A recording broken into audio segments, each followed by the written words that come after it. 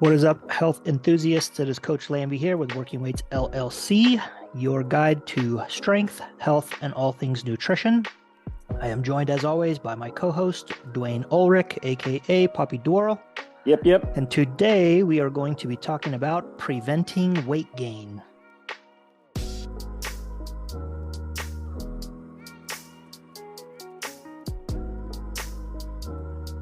All right. Wonderful conversation already. Yes. Yeah, if only We should have, yeah. We were just For all the talking listeners. Yeah. Yeah, we had a good pre-recording conversation. So I have had some more technical difficulties this morning. This is getting to be fun. How are you doing, Dwayne? Well, so just for the listening audience, I've been working through some issues this morning myself because I went to do my morning yogurt and granola or oats and blueberries and a teaspoon of honey. And I just bought these blueberries and they've disappeared. They're gone. Okay, so there's only two possibilities, right? There's two people living in the house other than myself, my wife and our son. And it's like, So I just sent my wife a text message. Shout out to you, babe. I love you. But you took my blueberries.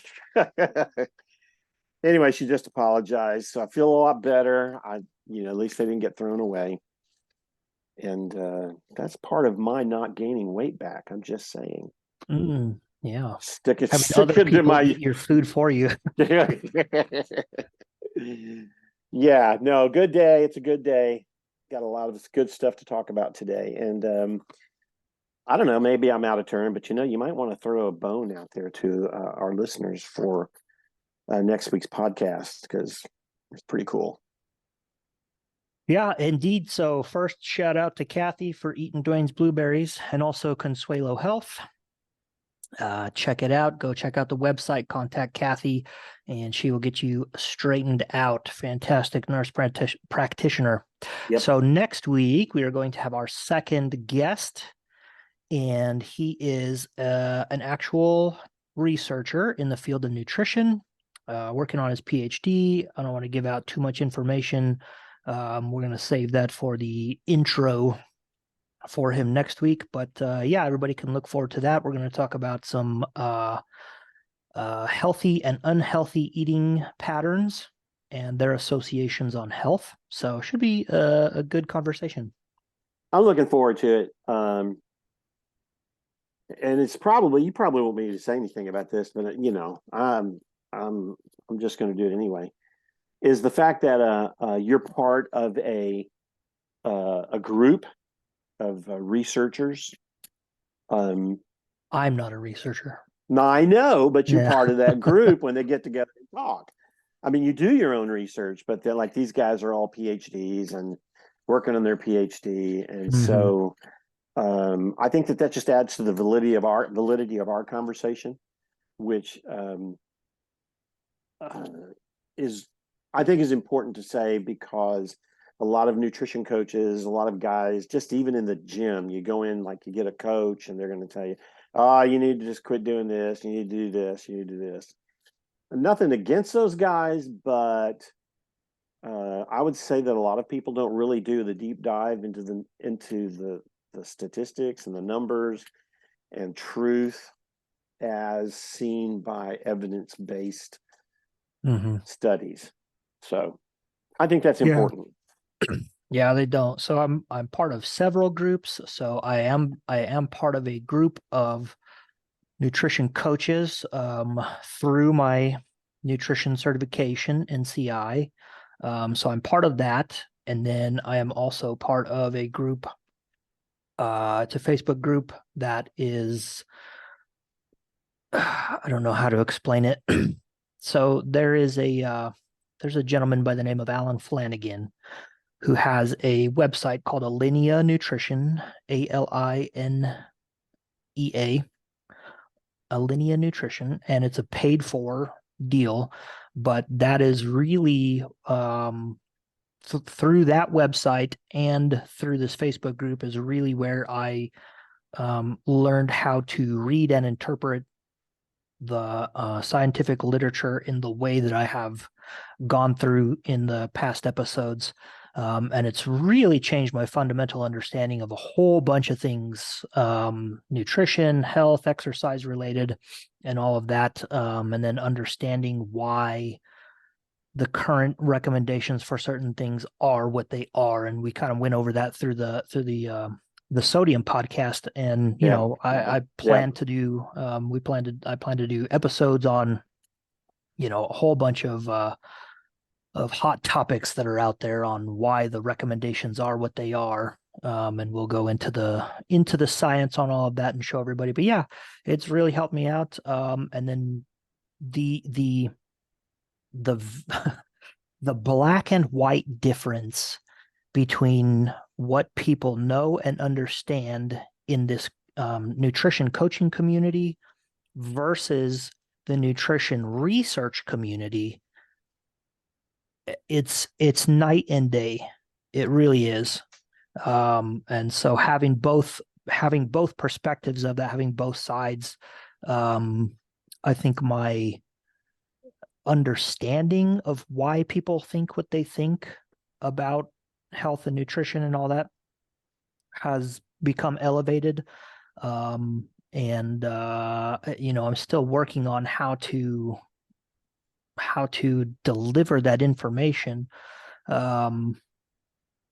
So it's hard to change minds once you once you have gained a belief system about something. But yeah. Yeah, I think that's important to say and important to talk about from time to time. It's not like you just, you're picking your stuff up out of Auto Trader or something. Mhm. It's like, no, there's, green sheet, the classifieds. Yeah, so I mean, this comes from real stuff, and I think we do a good job of showing putting the studies up on the screens and having people be able to look at it. Yeah, showing the evidence to Yeah, back up claims, and then yeah, going deep into it, and then also going deep into the evidence from someone else's claim, and say, the way that we have done for several of the episodes, and saying, here's where the misunderstanding comes from. right, right. So yeah, going to the sodium issue and the seed oil issue, how we went really, really deep into those. Yes, And we yes, kind of showed, well, here's why the recommendations are what they are. That's what the science shows. But then I think that the listener can also take from that how someone can come away with the wrong understanding of what those papers are actually saying. It's very, very easy to do. right, So, right, yeah, right. Cool, good stuff, good stuff. cool. So let's talk about weight regain. So as I was editing last week's episode, you said something that I thought was kind of profound. I really, really liked it. And you said that we talk about diet and not dieting. Yes, And so I am going to I like that. I like that a lot. So we're gonna find some way to weave that into what working weights is, diet and not dieting. But out of that topic, I think a lot of people listen to these health and nutrition podcasts like this one because most people are looking to lose weight and they're looking for the answers. People just want to be told what to do. And the reason we don't talk very much about dieting is because there really is so much information out there. And we will do a podcast at some point on fat loss and diets and all of that stuff. I just think that there's not too much that we can contribute to that because of all the information that currently exists out there. yeah, yeah, All diets work. They all do. Otherwise, they wouldn't have success stories. right. So, that is what it is. We can talk about that at a later date and time. But I just had a conversation with a gentleman yesterday, prospective client. And so having, listened to what you said about, we talk about diet and not dieting, and then kind of the pitch that I have for people when I first talk to them, when we're talking about starting a relationship, a coaching relationship, working together on, meeting their goals. One of the things I tell people is that I find most people really don't have a weight loss issue, because many people come to me or other coaches, or just in general, having already performed some effort into losing weight and having been successful in that. Most people are successful when they diet. Right, they are. But Yes, I agree. yeah, but I find most people don't have a weight loss problem. They have a weight management problem. And so I thought, you know what, that'd be a good topic to talk about. And I decided on this topic before I talked to this gentleman yesterday, but it's just kind of one of those things, these things come up as you are involved in a project, and certain things come up. So Right, I right, just right. I found that was interesting. That's something that I explain to people as part of the coaching process. Why should you hire a coach? Is because your issue isn't weight loss; it's weight management. That's where people have the issue. And the majority of the clients that I have are long-term clients, specifically because we are really, focused on maintaining the weight loss that they have achieved. Right, right. So we can talk a little bit today about some of the big factors that go into maintaining weight loss. And I think it might be kind of surprising to people that it almost has nothing to do with food. And it has I'm almost I'm everything to do with behavior.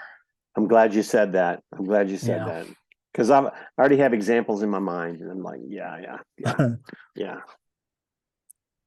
So we are going to, let me see if I can share my screen here. Do, do, do, do, do.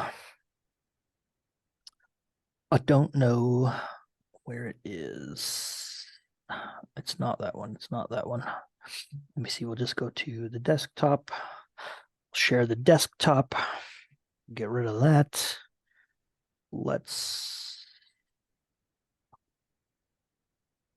don't know where it went. All right, that's fine. We can pull it up. All right. So this is our study for today. So this is a meta-analysis and meta-regression on behavior change techniques in weight gain prevention intervention in adults of reproductive age. And I think these are the ages where we find most people are looking to lose weight, get healthy, all the buzzwords. So as we get into the introduction here, we think about what the problem is. What is it that we know already or think we know? And we know that obesity is a significant health issue worldwide, and it comes with a lot of complex causes. If you go online, there's a calories in, calories out kind of thing to it, and that's true. But there are a lot of complex causes for the reason why people gain weight, why people stay overweight, and it really isn't just narrowed down to one simple thing. Weight loss isn't as straightforward as we think it might be, and there can be lots of reasons to do that. One of them, which I am working on for my current area, is a cultural thing. There are a lot of people who are non-white or non-Western population who find some of the weight loss advice to be just culturally not acceptable to them. Okay. And so for, my current situation, I am specifically working on something for the Navajo and Apache and Hispanic populations here in this area. So I would like to reach that population locally because I would like to have an impact locally. And so in order to do that, the current recommendations that we have don't really fit those people's lifestyles. It's not going to be an easy change for them to go from what they are eating to what is recommended in order to achieve those things. So, culture can be an impact on weight loss. Socioeconomic status. Um, there was so as part of Alinea Nutrition, one of the research deep dives that was done recently is on whether or not food deserts actually contribute to obesity and health status. And there was a pretty big trial that was done looking into whether or not, the ability to procure whole food sources played a role on things. And it actually doesn't. It actually came down to socioeconomic status and education level. So whether or not people had access to a grocery store that had fresh fruits and vegetables, let's say, really didn't have a big impact on whether or not people gained weight or maintained weight loss or anything like that. Let me Okay. stop you. Let me stop for Yeah, just a go ahead. second. Keep that thought. But so for those of the people that are tuning into us, we might want to mention just kind of a quick definition or a quick description of what we mean by, or what would be a good example of like cultural norms for um, daily, daily eating, daily diets. I can speak to real quickly the thing about just talking about socioeconomic. There have been times in my life where my wife and I had intersection with people who, in other words, we met and we talked with folks. I used intersection as a just because I wanted to sound really cool, but we meet people who their income is strained enough, and maybe they have two, three children. It might be a single mom, single dad, and got the kids. And sometimes, depending on how prices are, the roller coaster of what food costs are, especially like vegetables, fresh vegetables, and things, it was cheaper for them to take their kids to a local fast food place whose name will remain unnamed and get a happy meal than to go to the store, buy a cluster of bananas, buy some Mhm. tomatoes, some lettuce, some fresh vegetables, carrots, whatever, and to do that. It cost more for them to do that than it would cost them to do 2 to 3 days worth of happy meals. Okay, so the Mhm. happy meal isn't necessarily a great dietary staple. And that's what we're talking about. I think that's what we're talking about when it's talking about socioeconomic impacts. Does that Yeah, help? so yeah. Okay. Yeah, so the ability to afford um more whole food, what do we call it? I'm losing my mind here. Just quality Single, nutrition. yeah, Just yeah. single ingredient whole foods. Right. That's what we're Right. talking about. Right. Yeah, Right. so Right. Right. the ability to afford those things, and then I have seen some pretty good research that there really isn't a cost prohibitive difference in those things. So prepared food versus the single ingredient whole foods, which you have to prepare. But this is one of the other things that comes into play in dealing with weight loss and weight management is there are behavioral factors, which we're going to talk about, and then there is a lack of knowledge on how to prepare foods. Um, and there are other things. So I just saw a Facebook post recently where someone talked to some people who were in line at a food bank to get food and some of the issues that those people face. So we're talking about poor, lower middle to poor income families and homes, and we may even get into the realm of homelessness. Some of the challenges that people face when they go to the food banks and they're getting food is some people actually don't have can openers. So I know that when we do Wow. donations and drives like that, a lot of people will Wow. donate canned food.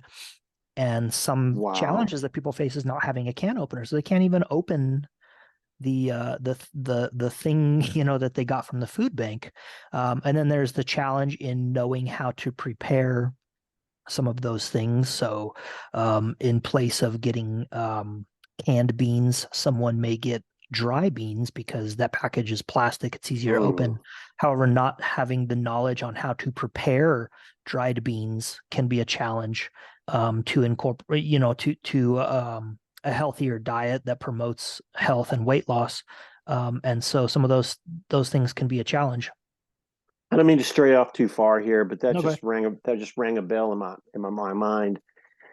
I was a firefighter for a long time, and I remember going into just apartment fires, just like the fireplace got out of control. Somebody left something on the stove, and I would go into places where they literally had one pot Hmm. to cook in, and it Hmm. just what you just said just rang. That just rang that bell. They literally had one pot, and and then they were like maybe boiling some eggs, and they fell asleep, and then the eggs burned, and et cetera, et cetera, et cetera. Yeah. But when you said the thing about the can opener, I was like, wow, that didn't even, I hadn't even thought of that. And then it dawned on me about the things that I had seen going into some apartment complexes and where, you know, one pot, that was it. Hmm. That's all they had. Yeah. This is one of the main things that I deal with in my coaching practice is helping people learn how to prepare foods, and broadening their horizon, or the uh, ability to incorporate different types of foods into their diet. That's one of the main challenges that I think a lot of people face that I have to help people with, is in learning how to prepare these things. Yeah, so it's not just a calories in, calories out, just eat less kind of a thing. That is true. It does come down to that. However, there are other factors that play into this for different people's lives. Well, I just want to say this too, is just let's just be clear that even in the beginning of our relationship as coach and friend and student, there were a lot of things I had no real clue about preparing food. And I wouldn't say that I'm socioeconomically strapped, but I'm not Hmm. at the upper end of the scale either. And just knowing how to prepare foods a proper way is huge. So Hmm. I think that covers a lot of socioeconomic um, positions, that The learning how spectrums. spectrum, that's Yeah. it, the spectrum, to learn how to prepare food properly. Absolutely. Yeah. There are Absolutely. time constraints as well. Yep. Some people don't have an hour to spend making food. Right. You have 10 minutes. What are you going to do in Right. 10 minutes? So some of that Right. stuff can be hard. So the difficulty of weight management is a multi-phase challenge. And in my practice, I actually split things up into phases. So there are different phases throughout the year where people are focused on different things. One of those phases is the fat loss phase. And I like to say fat loss is a phase, it's not a lifestyle. So stop Mhm. the perpetual dieting. Okay. Yes. Um, Long-term weight maintenance can be more challenging than the initial weight loss. And that, really gets back to what I said before about people not having weight loss issues. They have weight management issues. It's much harder to maintain that than it is to do it, because you can do a diet for 12 weeks and lose a bunch of weight. What do you do after that, right? And we see this in a lot of things. So there was the show The Biggest Loser, Yeah. and the majority of the show participants on there, you see people lost hundreds and hundreds of pounds, but most of those people gained back the majority of the weight that they lost, right? Yep. So extreme dieting and TV show conditions really don't represent typical weight loss expectations or experiences. Most people are, I think, probably between 30 to 50 pounds of weight loss over the course of 2 years. is probably, I would say, maybe average. Right. Okay. Proper habit formation and behavior change are essential for sustainable weight loss. So let me get through my notes here. I put these notes together to try and then I get lost in them. Well, and So I derail you. yeah, It that's okay. it's a skill. It's a skill. Yeah. So we know that a lack of adherence to diet and exercise plans is a common cause of weight regain.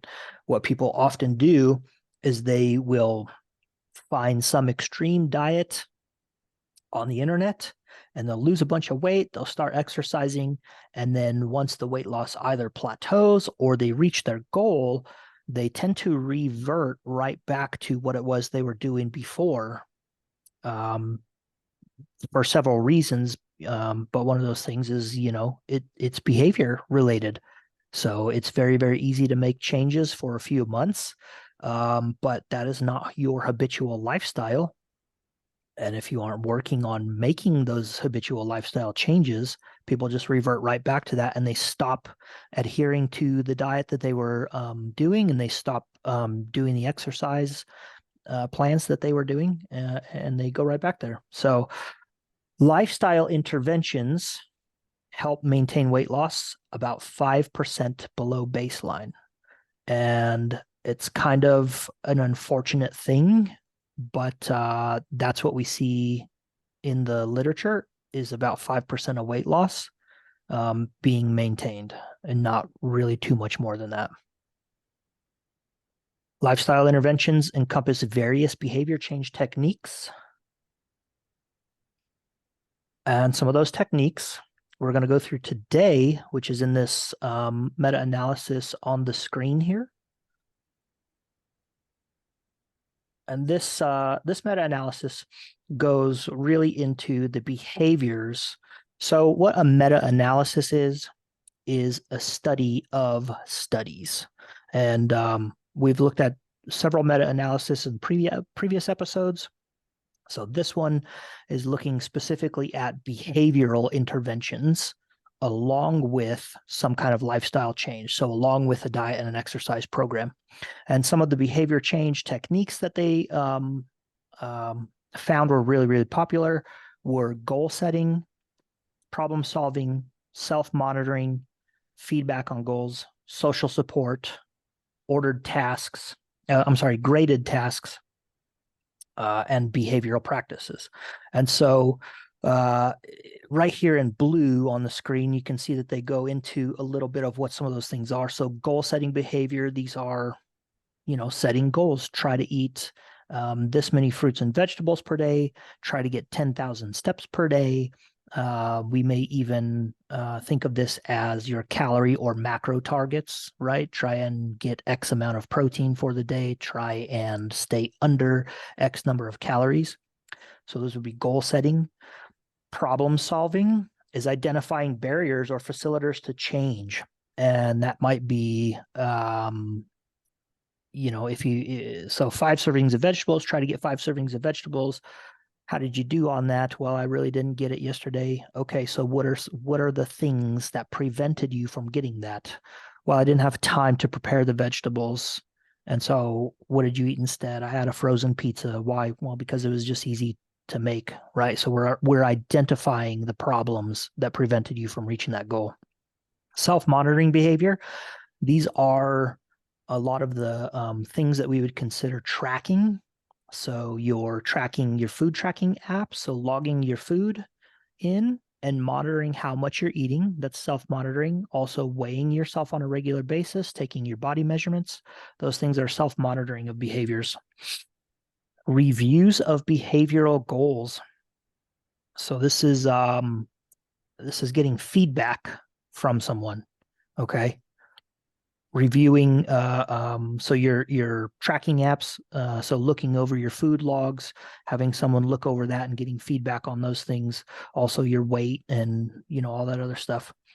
Social support. This is actually a very, very big deal for people. I tried to find it. There was another meta-analysis, and I couldn't find it again, that I've seen before where one of the biggest things that people said that impacted their success the most on weight loss, not so much the weight maintenance, but on the weight loss itself, was receiving social support. So being part of some social network where they received positive feedback in the form of compliments.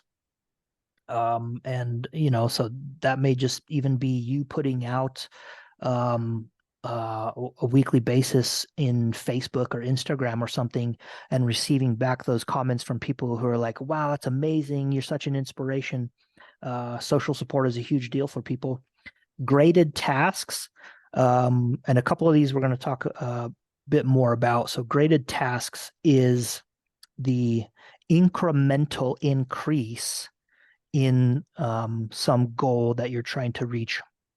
So if it's an exercise type of deal, it wouldn't be just jumping right into this huge exercise program that you bought for $10 online that said you're going to get ripped abs in 6 weeks, right? There would be some kind of an incremental approach where we would say you have not been exercising at all. So let's just start with something simple like getting 5 minutes of walking in and progressively increasing that physical activity exposure on a daily or weekly basis. In terms of diet, we would think about increasingly very, very small incrementally increases in broadening the variety of foods that you're eating, rather than just picking some diet on the internet and just, well, that's it. Tomorrow I'm whatever, keto, right? So you go from eating cupcakes and pizza and hamburgers and hot dogs to the very, very next day, no carbohydrates at all. That can be very hard to do. Rather, as if that was a gradual process, you would find that it would be a much easier transition to do. You mentioned behavioral practice and rehearsals. Behavior practice. Oh yeah, these are exercise classes. So behavioral practice is just exercise classes, or you may be attending nutrition classes or seminars. And you'll find that a lot of these things, we're going to get into the prospect of hiring a coach. You'll find that a lot of these things are integrated into most coaching programs. In fact, that's what coaching is mainly modifying your behaviors. There are people out there who give you specific meal plans and tell you eat exactly this. And those aren't really modifying your behaviors. And you'll find that most of those people who follow those aren't very successful with it. They gain a lot of their weight back, or they find it hard to adhere and they don't lose any weight at all.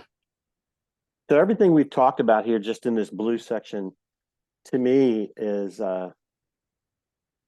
lifestyle. It's just a change in your lifestyle, and make this, after a short time of doing these things, it becomes your regular routine.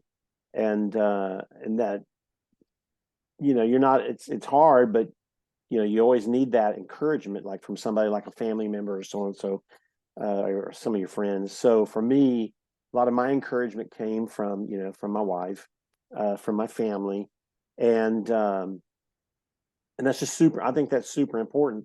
This doesn't become, it looks kind of like a chore, and it kind of is when you first do it. When you first, oh, I'm going to dip my toe off into the pool of this. But it's a lifestyle change, and when it becomes your norm, you don't think about it as much, and Mm-hmm. but you benefit. The benefit is just incredible. For some people, the culture shock or a family change. Your coach moves to Arizona. It just kind of upsets that lifestyle and that pattern or routine that you have. Yeah. So you really want to establish that routine. And when that routine gets upset, you really want to work at trying to get that routine reestablished. It might look a little bit different, but you really want to get that routine reestablished. And that's where, this is the basis of maintenance to me. Yep. That's my two cents worth. Some I like it. So moving down through here, so in the yellow here, right under the blue, we do have previous research showing the effectiveness of behavior change techniques. So self-monitoring, goal setting, social support. But a lot of those studies have really focused on much younger adults, and then pregnant women, postpartum women, and participants with chronic conditions. And to the date of this meta-analysis, there were no previous studies evaluating behavior change techniques, that's BCTs, associated with interventions specifically targeting weight gain prevention in adults of reproductive age, so 18 to 50 years. So going back through our episodes, getting into all of those studies, what's one of the big questions that we always have? Who is the participant population within that study, right? And so speaking to a much broader population, we really want to look at that 18 to 15-year-old range. And we also want to look probably not in concerns with us here in America. It would kind of be a poor result to look at Asian populations, for example, right? That wouldn't translate very well to a Western population unless they were consuming a Western diet. And so this current meta-analysis looked to investigate the role of behavior change techniques in preventing weight gain in the target population, the age range that we're specifically looking for. And so these authors, they searched through a variety of different database. What happened? Did I just have a stroke? No. The authors searched a variety of different databases. Okay, so some of those are Medline, Embase, the Cochrane database of systematic reviews, and they looked for studies that met their inclusion criteria. And their inclusion criteria was randomized control trials published in English, right here. That's kind of important, right? And they looked for men and women within that age range that we are looking for in our target audience. And the trials had to be aimed at preventing weight gain with lifestyle intervention. And these included behavior change techniques. And there was also one group that did not receive a lifestyle intervention. So the studies had to report changes in body weight or BMI following the intervention, because how would we know whether or not people gained weight if they didn't report on it, right? They also looked at a risk of bias. See if I can scroll down. I don't know where that is in here, but I have it in my notes. They also looked at a risk of bias, and they assessed that using the Monash Center for Health Research and Implementation Bias Assessment tool. Now, something interesting on the bias of studies. Something we hear quite often is in regards to the funding of studies. People put a lot of stock into the funding of studies, who funded a study, and that may have some implication on bias. There is a whole systematic review that I have read on how much impact funding sources have on the bias in how that relates to the outcomes of studies. And the conclusion of that, I couldn't find that one either. I looked at it. Sometimes it can be hard to find these things.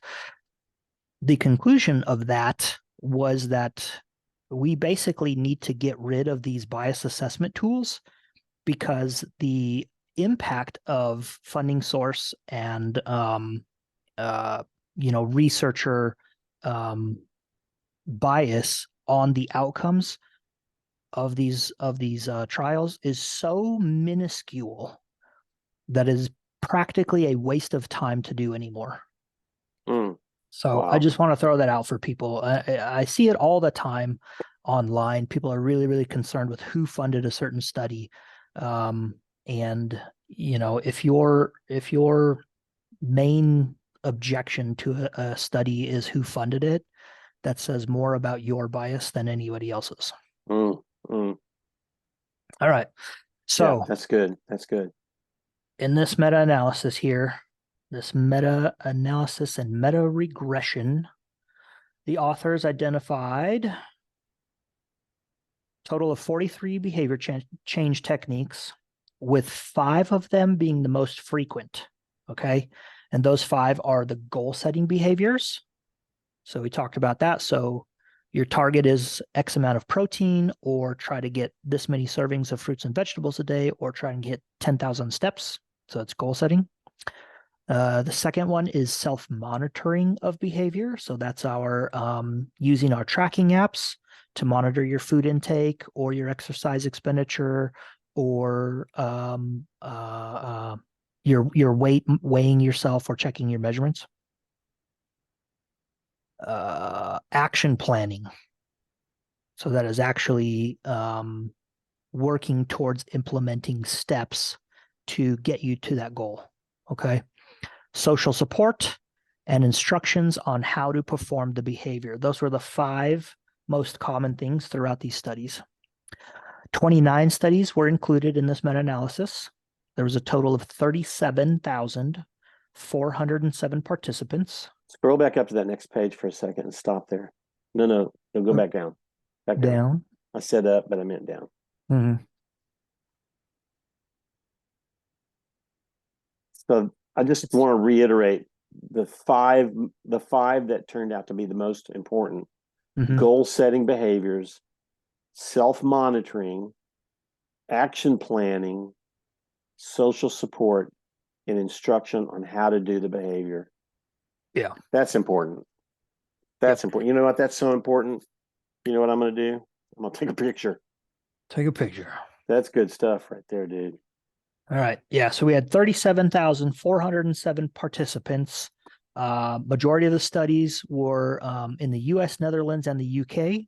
So these are populations that we are concerned with, us being American, we being Americans. So we're concerned with Western participants. They were between 18 and 48 years old, with a BMI ranging of 22 to 31, and the average BMI is 26. So most of these people are overweight, not obese. Okay. And the findings indicate that, surprising to no one, certain behavior change techniques can effectively prevent weight regain when combined with appropriate interventions. And so here, right here in the middle section in yellow, we can look at the 3. So there's 2 that were really, really most effective, and that was feedback on behavior and graded tasks. And when we talk about the aspect of what a coach does, or why a coach would be important for you to have feedback on your behavior, right? Mm-hmm. So these would be consistent, and we might even say daily or even weekly feedback on what it is that you are doing. So having accountability, having someone to hold you accountable on those things was found to be very, very effective in maintaining weight loss, right? So the moment you start slipping and regressing back to your old behaviors, someone is there to provide feedback for you. And you don't, this doesn't exactly have to come from a coach. You can be part of a group. So maybe you're part of a diet group online, maybe you want to start your own, and you're just having that feedback on what it is that you are doing to hold you accountable to the things that you said you were going to have done, right? And then number 2 is that graded tasks, that incrementally increasing the level of difficulty, we might say, of what that task is. So instead of just going on X diet tomorrow, you are gradually working your way towards that thing. Right.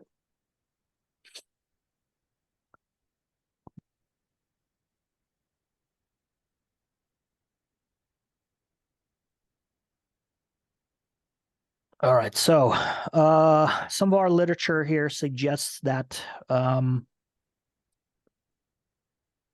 Oh my goodness. Can you hear the dog? No, not at all. Wow. It's so much louder. Well, I got these new Wait, I heard headphones. that. Yeah, I got these new headphones. They're the bone conducting Wow, deals. that's So incredible. my ear canal is completely open, which I really like. Um, and then side tangent here. I guess a tangent is off to the side, but I suffer from tinnitus or tinnitus, however you want to pronounce it. I do too. And having switched over to these, and then there are on YouTube, you can find tinnitus masking sounds. And so I tried it before with earplugs in, and one of the things they recommend is just to play this in the background of your environment, but not to close off your ear canals.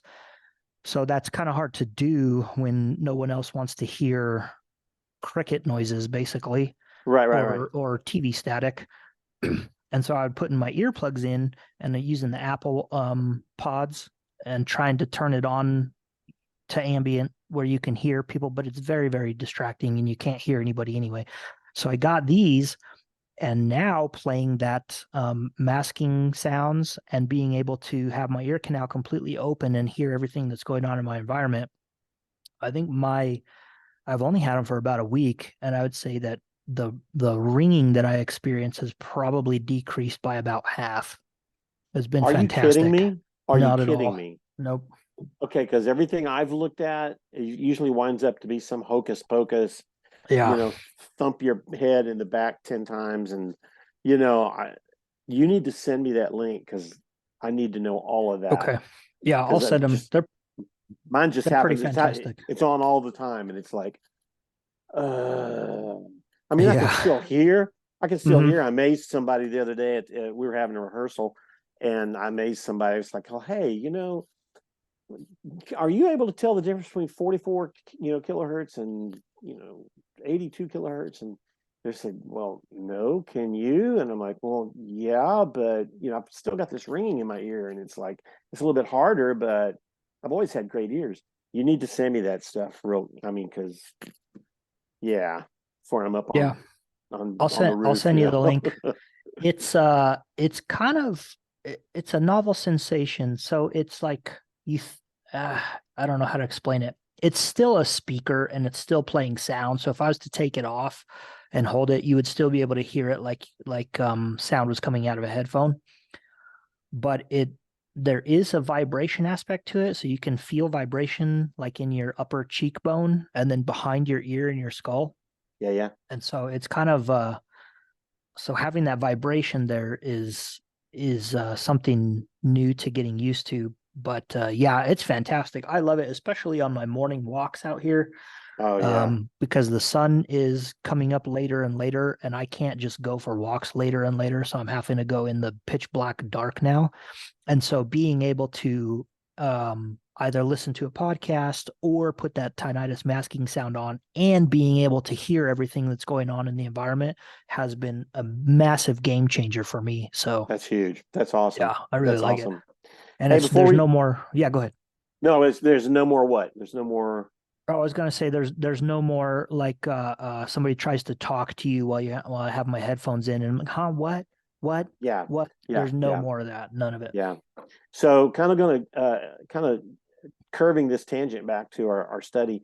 I wanted to say something real quick that I caught it a while ago, and correct me if I'm wrong, but we keep talking about the reproductive age is like Mm-hmm. the target group of these studies. Mm-hmm. And what I read, I think at the beginning of all of this was that it's found that significant weight gain occurs more in between that reproductive age up till the age of like 48 or Yeah. 50 years old.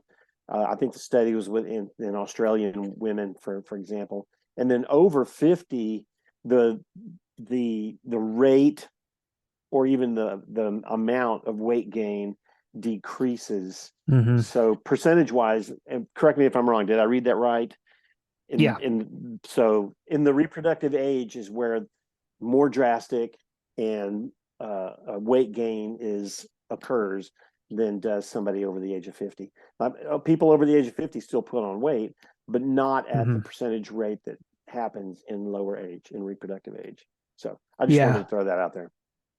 Yeah. So, over 50, we see changes in hormones. And so people just aren't as hungry as you get Right, older, right, So right, that's right, kind right, of the explanation for that.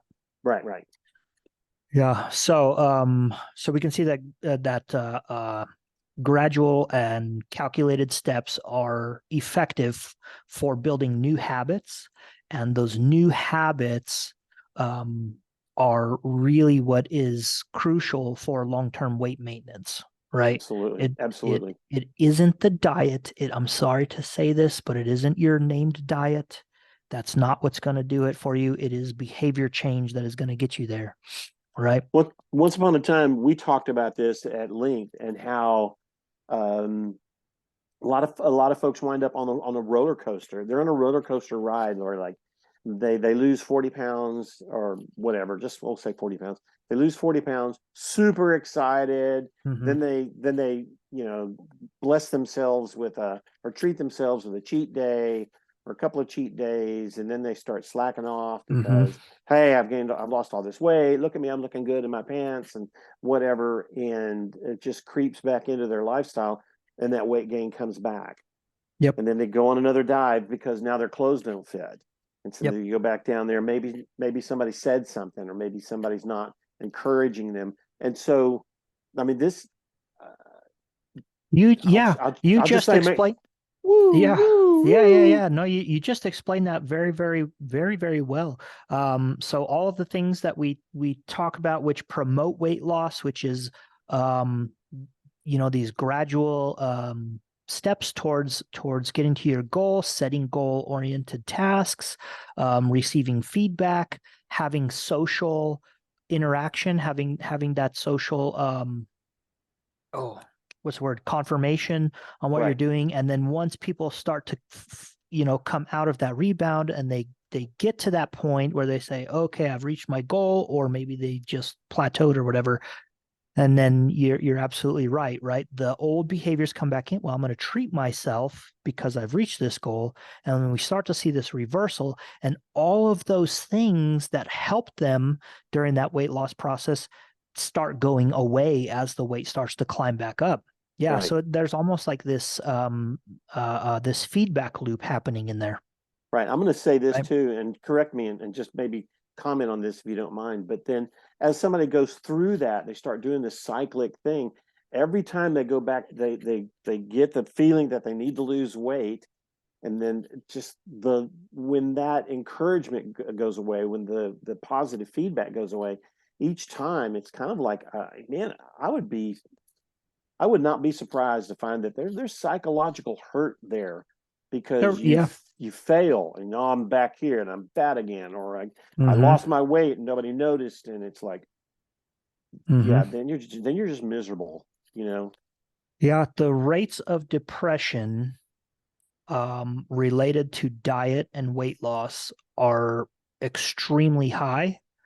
The rates of eating disorders are extremely high, and eating disorders have the highest rate of mortality Mm. out of all of the mental illnesses. Wow.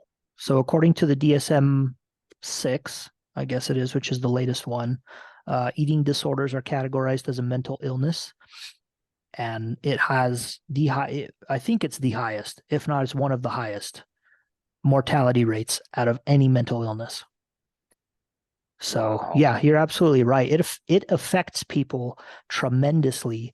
And I know people, and I have coached people who we've gone through the process of weight loss, we've gone through the process of weight maintenance, and I've helped lose weight several times. And despite that, the process of going through that makes them feel horrible about themselves, Yeah. you Yeah. know? Yeah. So it's a terrible thing. I'm going to say this as well, is that the five things that we just got through talking about, I think are super important. I know that just in my history as job and blah, blah, blah, as well as my wife, who the nurse practitioner in which she has seen, we've seen numerous people, not like one or two, but a lot of people who have turned to the surgical Hmm. alternatives. Hmm. But while most surgeons, go through counseling and try to get these people to, okay, here's the deal, and then they try to make sure that they're mentally ready for this. Hmm. Most of them cannot stick to the um, the restrictions that they now have once they have the surgery, Hmm. whatever it be, lap band, whatever, it doesn't matter. But if you can't if they don't change their lifestyle, like just like we're talking about here, and guess what? You can overcome those surgical interventions and you can gain all that weight back, even though your body has been physically altered where you shouldn't be able to eat that kind of food or shouldn't be able to eat those kind of quantities or that type of, of stuff. Yeah. And then you're back to the beginning. Well, you can't go back in there and do another surgical alteration. Maybe you can, but oh my God, Yeah. what's Once going on? they cut your stomach in half, it's hard to cut it in half again. Exactly. Yeah. Exactly. Yeah. So speaking of that, so Talk about a the tangent. I'm sorry. surgical, yeah, no, the surgical procedures for weight loss actually have the highest rates of weight loss maintenance. Well, So praise it's God. about, That's good. yeah, I think it's about 80% successful. People see 80% success. Now, 20% of people will regain their weight Yeah. or Those are the more. ones we see. Yeah. Those are the ones that you see. Yep. 80% of people will maintain some portion of their weight loss. Now, a lot of people will lose a lot of weight. And then, just as you're saying, people aren't changing their behaviors and their habits. So they're still eating the same types of food, which causes this small amount of rebound. However, let's say that they lost 100 pounds and they regain 50, they still are maintaining a 50-pound weight loss. True. That's Right. true. So Yeah. so Yeah. that's included in that 80% success rate. And so we would still consider that a Right. success. 50 pounds lower, weighing 300 pounds is much, much healthier than weighing 350 pounds. Right. Agreed. Yeah. All Agreed. right. So we're going to talk about uh, um, having a coach, having a support system in place, and what these people can do. So hiring a coach like myself, we've had on Philip Pape. I'm sure anyone who's listening probably has a coach that they follow on social media or something. So what can these people do for you? These people are providing feedback on your behaviors. They're setting realistic and gradual goals.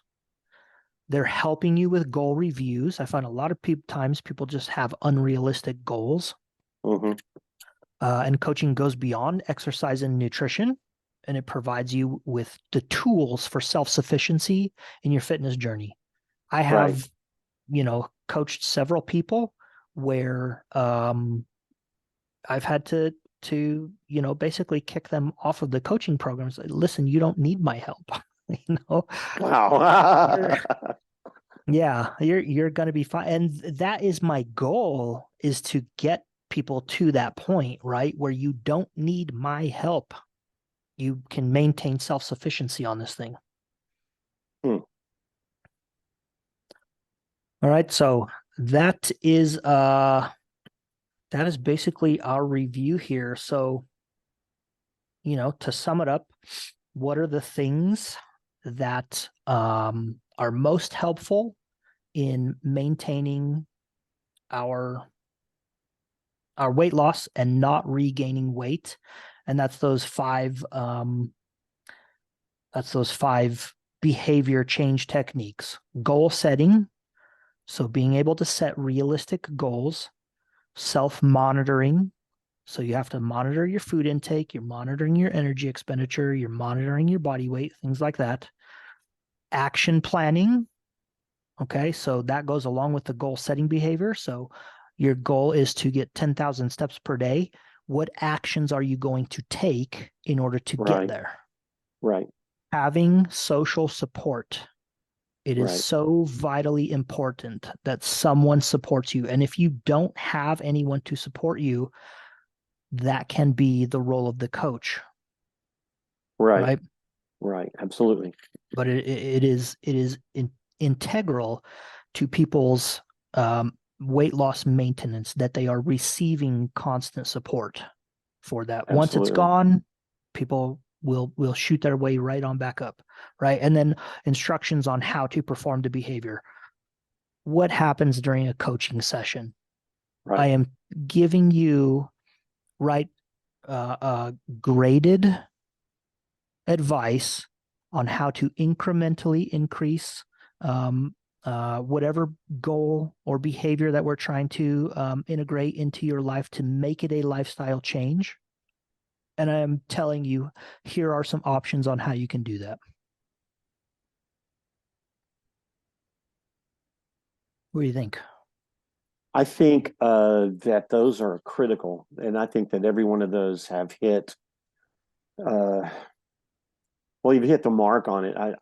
I keep going back to one thing, and that is setting goals um, that are reasonable and achievable, and that are not too far beyond somebody's reach. I mean, I experienced that even in just, I was trying to, put on a little body mass. And then even just in my strength journey, I wanted to lift way more weight, way faster than would be advisable. But I know that people also in their weight loss journey, um, people close to me even, their plan is like, I'm going to drop 40 pounds. I'm going to do it in 8 weeks. That Mm-hmm. may not be doable or even advisable Mm-hmm. because you didn't gain 40 pounds in 8 weeks. So you just want to dump it all in 40 pounds in 8 weeks or 100 pounds or whatever the number is. But to establish those five things, if we just establish those, then I think it's advisable both health wise as well as encouraging if you've got a support group, which you should have. And even Mm-hmm. if you have, even if you go to a nutrition coach, just that gradual decline, just seeing gains or losses, which loss is a gain to me in this case, Yeah. but just see that as a gradual thing and then not to get upset about it because, and that's super important to have that encouragement, that support group. Like, hey, this is happening. I know people that in their weight loss journey they plateau at some point. I haven't. I've only lost a pound in a week. Okay, but macro, if you look, this Mm-hmm. person's been working on their diet style and their lifestyle, and they've dropped 20 pounds in a month. Mm-hmm. So you went a week and you lost a pound. And I'm just throwing the numbers out there, but just that sudden weight loss just isn't going to happen. Am I in? You kind of agree with that, or am I lost there? Yeah, for sure. No, no. Yeah. So Yep. just having The that the gradual, the lifestyle change is the biggest thing for mm-hmm. me. Yeah, the weight loss plateau is inevitable. I tell Right. people that all the time. That's why I have a phasic approach to Right. this is Right. that we know that it's coming and we are going to plan for it and we are, we have a system to work around that thing. Right. So, yeah, no, you're absolutely right. But This is why you should go to Coach Lambie at Working Weights for nutrition guidance. yeah, speaking of coaching practices, last week you said you were going to get back on chronometer. And I didn't. And I didn't. Yes, I need to be called on that. Absolutely. I didn't. Feedback on behaviors. Absolutely. I didn't get back on it. And what's crazy is I was so intended to do that and I didn't do that. And I'm glad you mentioned it. However, what really, I knew you were going to say something today because just at our dinner table last night, we started having conversations because um, well, my stepson is working on his weight loss and changing his lifestyle and changing the way he eats. And we got around to just talking about calories. I mean, look, calorie count is important, not like just like, your Weight Watcher, nothing against them, but just it's not just about counting calories, but that's an important part of it, of what your body needs for a given day. Mm. And he's been very successful so far on his weight loss journey, and now he's starting to look at what he needs per day. And he gave me some astronomical number for what he feels like his body needs for daily caloric intake. I'm like, I think you'd be real surprised, Mm. Um, but so that the chronometer is an excellent tool. And I felt really guilty when I went back to bed last night. I was like, oh, I know he's going to say something tomorrow. No, he's going to say something tomorrow. So here we have a coaching practice in action, feedback on behaviors, Yes, and then yes. a graded systematic approach. So how are we going to get you back into the habit of using chronometer? We are going to consider the check in the box, right? Mm-hmm. As I tracked for the day, I tracked my food for the day. We are going to consider just opening the app Yep, one time in the day yep. and allow, I don't know if you have your Apple Health thing integrated in there. So, but if you just open Yes, it, allow it to integrate your Apple Health information in there for the day, and that is the check in the box for the week. excellent. Yes, And so we're looking, so we will consider a successful week if you do that 3 days out of the week. yes. So there you have it, folks. Coaching in action. Coaching in action. That's right. Coaching in action. Coaching in All right. action. Good stuff. All right. As always, I hope this helps somebody. Dwayne, I hope in some way I found something that blew your mind. Actually, yes, on several things, nutrition wise, and the little nudge for chronometer. Absolutely. Yeah. So, and we will be back next week with our guest, and we are going to talk about all the wonderful things that he has to talk about. So we'll see you guys then. Looking forward Lambie, to it. Lambie out.